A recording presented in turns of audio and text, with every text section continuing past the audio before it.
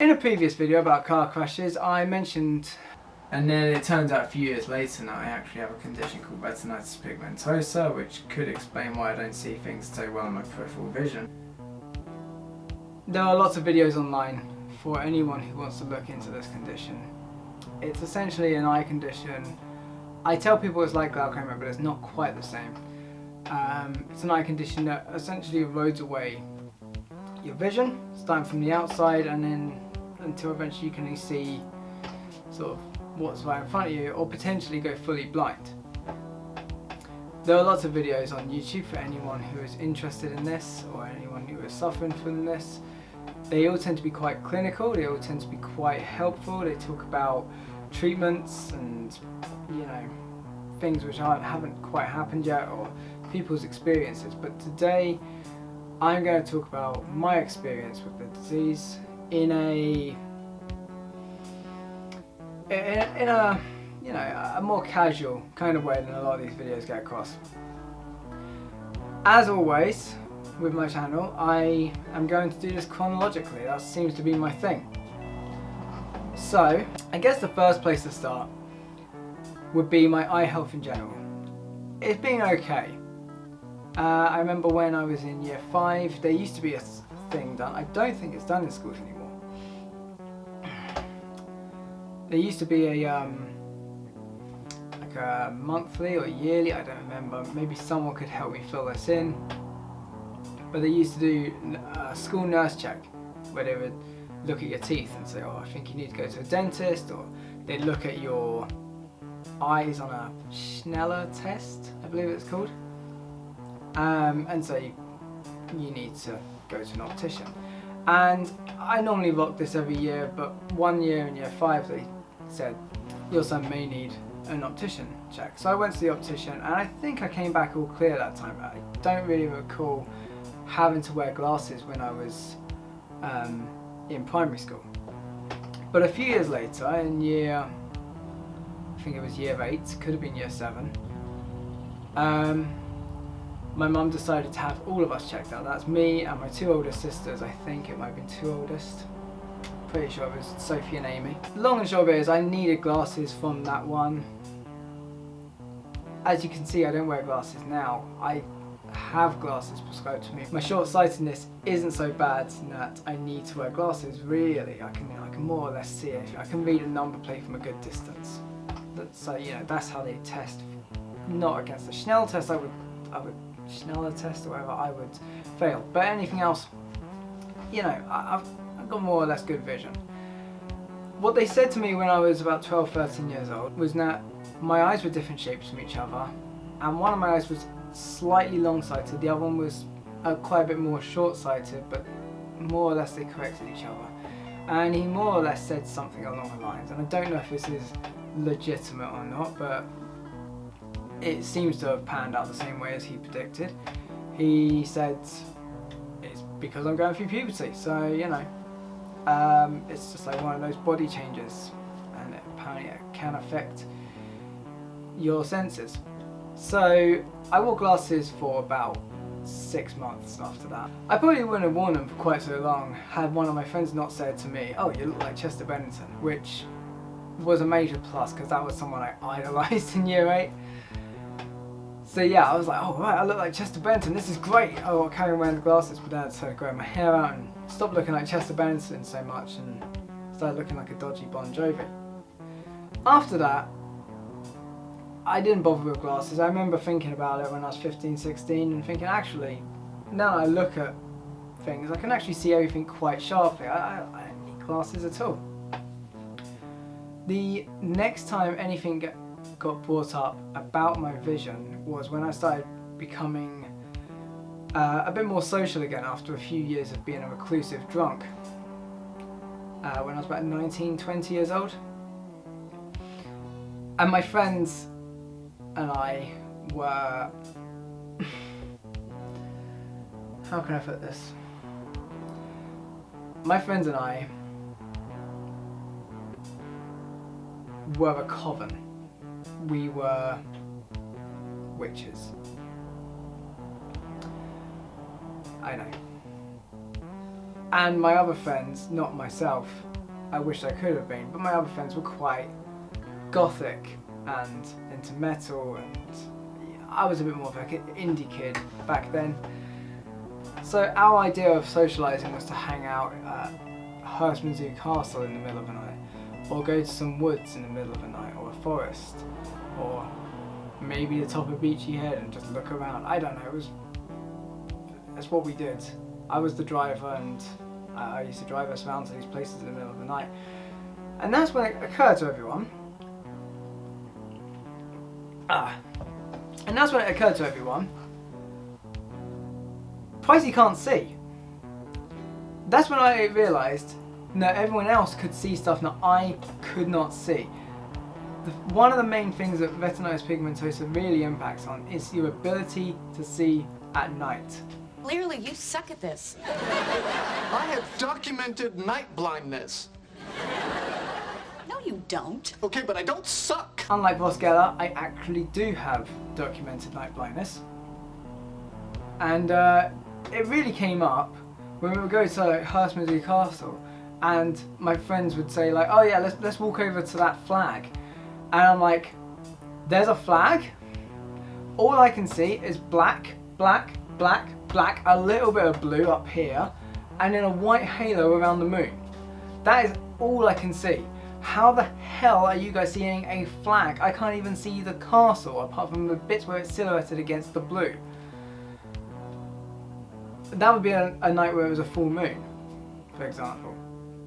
Yeah, that was when I realised, okay, maybe I've got something wrong with my sight, but I thought nothing of it. I thought, you know, glasses can't help with darkness, so whatever. And I became known as the guy who can't see at night. And that was fine, you know, they'd lead me around by my hand, like a bunch of grown men leading around another grown man by the hand, or pushing him around by the shoulders in front of them. Like, yeah, just walk this way, yeah. It really, real cool. I was so cool. I was a witch, hanging out with a bunch of goths, and I was the one who couldn't see in the dark. The next time that my vision came up was not through the 4.5 maybe years I was driving. That was all fine. It always seemed like when I was driving I could see everything. I met my wife, and very quickly after we met, I mean, I realised, she told me basically when we first met that her sight was rubbish from birth. It wasn't one that got progressively worse, it was just something that she's always suffered with. She just really had bad vision. But very quickly after we met, a couple of years or so I think go past, and she went to an ophthalmology appointment recommended from her optician, and then on to an optometrist, and throughout this whole thing it turned out that she had a keratoconus, or as she kept calling it, a kericatona.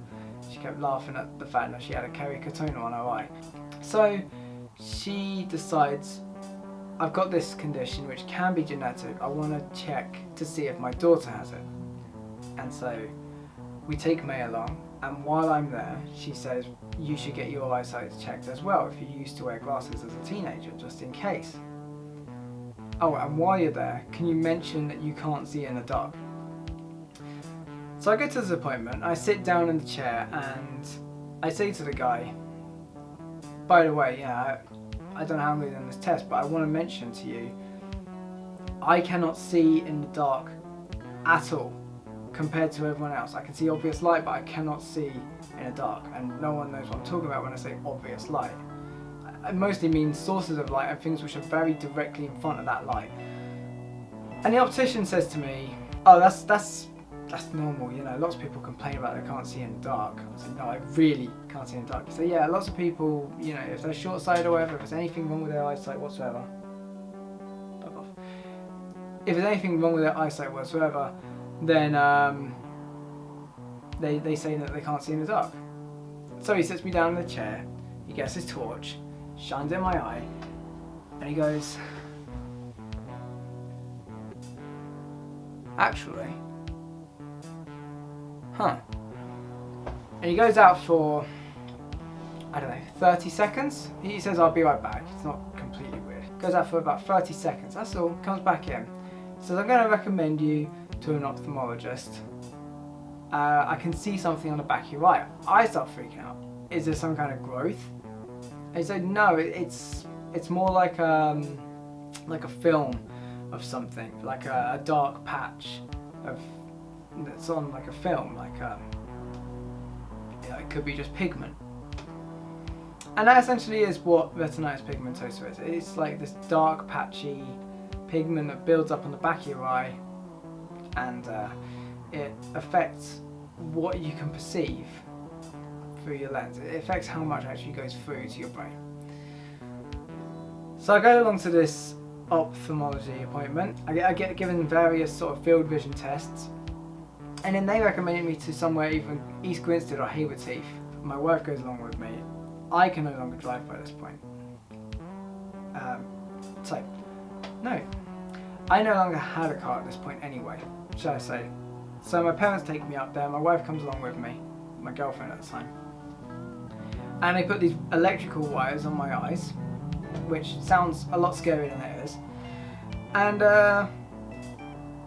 they just basically test to see in the dark room how much I can see and where I can see. It was kind of a long process. I was in this room for a couple of hours with these wires on my eyes, really uncomfortably blinking. Then I get sent back to an ophthalmologist, and he says, yes, it is confirmed, you have a condition called retinitis pigmentosa. He then sits down and explains to me all the treatment options, and which were basically non-existent, and what I should do next. Told me that I wasn't quite blind enough to be registered partially sighted when I asked him. But the real punch came when he said, do you drive? And I said, yes, but not at the moment, and I can't afford a car. I haven't been able to afford a car for a while. He says, you can't drive anymore. And that just came out of nowhere like that. And it felt very sudden, very short. Suddenly I could no longer drive, and driving was something that I had for several years before that. For my late teens and my early 20s, driving was my me time. It was something I did to really help put my mind at rest. I could put on some Slipknot or some Depeche Mode or some In Excess, some Thin Lizzy, and just go on a motorway or down some country lanes and feel very peaceful. And suddenly that was no longer the case. So since then, my condition hasn't really progressed. In fact, they think it seems to have started when I was 17, progressed to a certain degree, and then stopped. And on the last ophthalmology appointment I had in the beginning of this year, in February, they actually said to me, your condition seems to have stabilised. And actually, if we look at just the test results, it seems to have got better, which by all accounts, how retinitis pigmentosa works, it doesn't seem like that should be a thing that can happen. The only thing that sort of came out of that one was driving obviously being something I miss. I did ask, does this mean that I actually can drive? And in a way I kind of wish I hadn't asked, because he said, looking at the raw test results, it seems like you could be eligible to drive again. I didn't know that you couldn't. This was a different ophthalmologist. But you'll have to take a test with a DVLA. I've been told for 6 years, you can't drive, you're not safe to drive. To suddenly feel like, oh, you might have the ability to drive again, but you're on the fence. I wish I hadn't looked into it, because I guess I feel like I just don't trust myself. That's the short answer to that. Aside from that, everything else has basically been the same. I haven't had any problem with obtaining work. I haven't had any problem with working. My general way of managing everything is to just pay more attention, sort of check in, particularly at the floor level, because little kids are like Skittles to me. Just to pay more attention, look around you. Fun fact about your vision: your brain actually constructs a 360-degree image of your surroundings based on the previous thing that you'd already seen. Obviously this part, for most people, is being fed all of the time. Around the outside, your brain has some idea of what's going on through all sorts of other senses. But essentially you have an image of everything that's going on around the back of you and around the side of you. I also have this. So it's particularly lethal for me because as far as my brain's telling me, I can see that stuff down there, I can see stuff up here and over there, and I can see everything that everyone else can see. That's what my brain is being told. And it's not quite true. So yeah, I walk into bits of furniture pretty much on a daily basis, even if it's in my own house. And because I got such strong legs, because you get so bloody used to it, it just becomes one of the mill. My worst enemy, by the way, are wet floor signs. I have never ever slipped on a wet floor, ever, but I have never not knocked down one of those pesky signs. Never ever not knocked them down. I hate them with a passion. That stupid clattering of the plastic every time I send them halfway down an aisle in a shop, it is so annoying. That's another little bugbear. But otherwise, I will leave you on this note. Retinitis pigmentosa, for me, not positive, not really negative either. It's basically a neutral thing, apart from the fact that I can't drive anymore. I'm very interested to hear other people's experiences of retinitis pigmentosa. I understand I've probably got it not quite so bad as a lot of other people have it. Some people go blind before they're even adults from it. Some people live with it for their whole lives and don't notice much difference at all. But I'm probably closer to that latter group than I am to the first group. So I am interested in hearing other people's opinions. If you have any questions or any experiences you'd like to tell me, just please tell me in the comments. And yeah, have a good one.